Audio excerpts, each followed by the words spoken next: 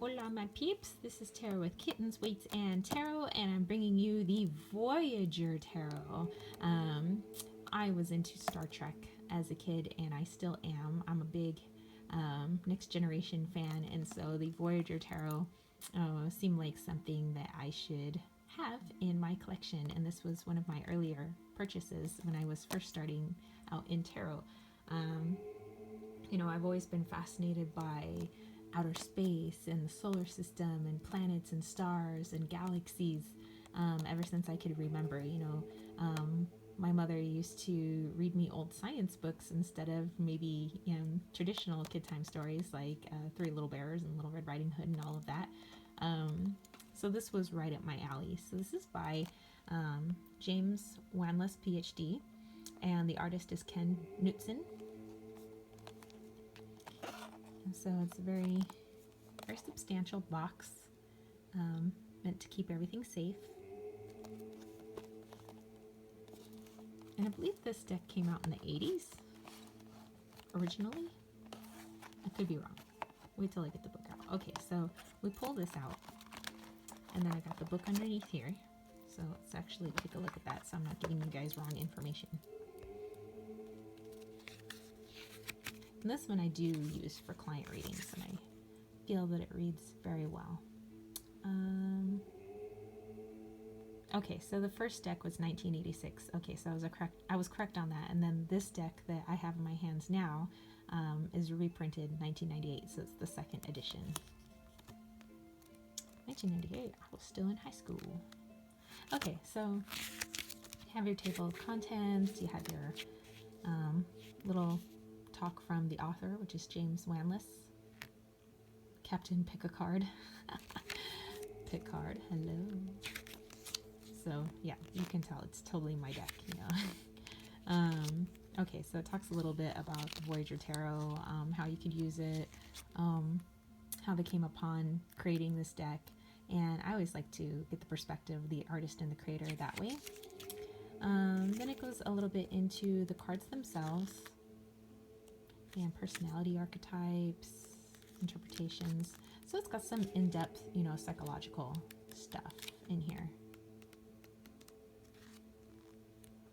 There's the suits, how to use your cards, how to read for others,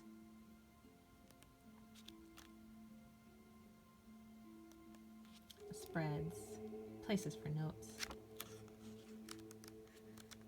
So it is a journey. It is a voyage deep into the recesses of your mind. Okay, so it's an oracle size deck, so it's not a tarot size deck. It's much larger, about the same size as the Guardian Angel Tarot from Doreen Virtue and Radley Valentine. Very nice cardstock, pretty thick, which adds to the substantialness of the deck, if that's even a word. Okay, so let's look at the backings here. They said this is actually a cross section of it's either a cell or a slice of DNA. Let me know in the comment section so I can get this right for everybody. But I know that this isn't just a piece of art. I mean, it's done in an artistic fashion. That this is a real cross section from something inside our bodies. So it's like we've got the galaxy right inside of us. Okay.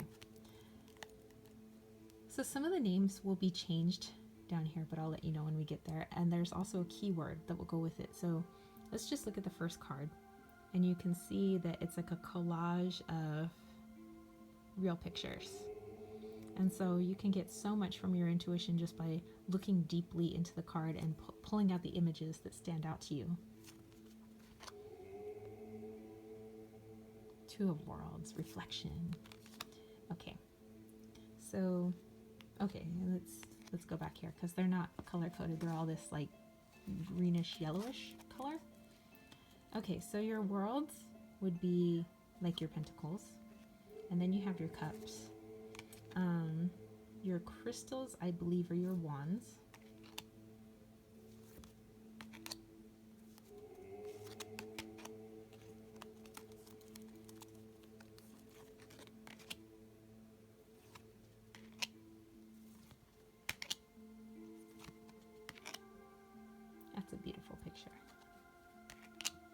Fool Child.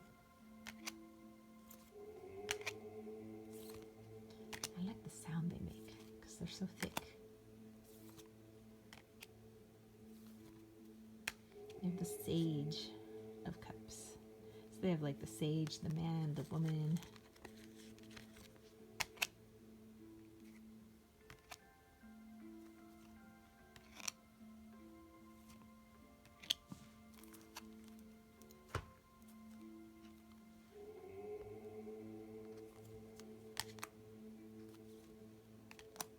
And then you have your wands. Oh, so wands are not crystals. Sorry, that's swords. Sometimes my brain just not be working. Yeah, so worlds are your pentacles, cups are cups, crystals are swords, and then, you know, your wands are your wands.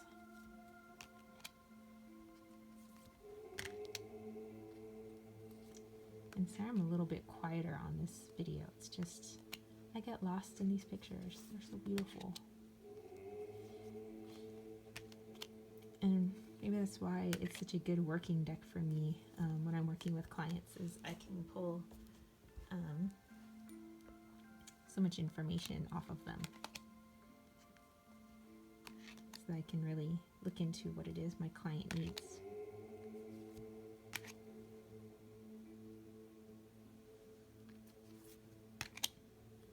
I was kind of thrust into using this deck for clients. I just kind of had it on me when I first got it, and I was just kind of learning about it. And my boyfriend was talking to some customers of his, and he was like, hey, why don't you do a reading for them? I'm like, okay. And so I busted out this deck because it was the only deck I had on me, and I was just kind of still learning it. And it read extremely well. And so from that point on, I knew that this was my client deck, and it's never failed, never let me down.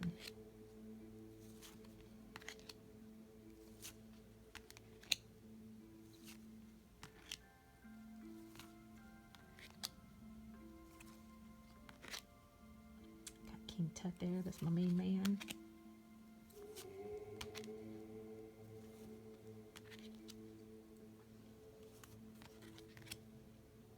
I think that's like everything I love. I love Star Trek, I love everything ancient Egypt, and I love everything Hello Kitty, and you've pretty much summed me up.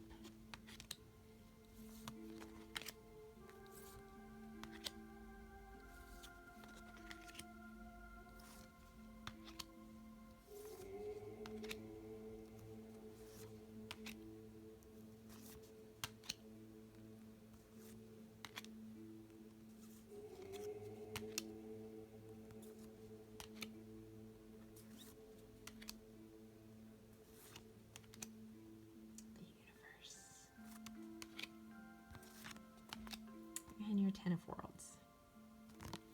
Okay, so let's put all of these cards back. I'm sure I don't have them all reversed. I don't read reversals, so I gotta have them all upright.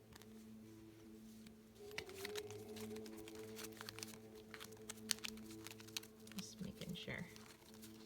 Okay.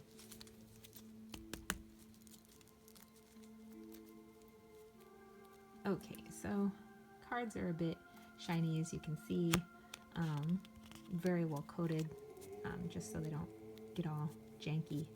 And let me give you guys a shuffle. So if you have smaller hands, this might be more difficult for you, but like I said, I have pretty average size hands. Not big, they're just average. So beautiful side shuffle. And if I were to lay them out, 1, 2, 3, as they blend into my beautiful reading cloth here. I'll put these back in their little box.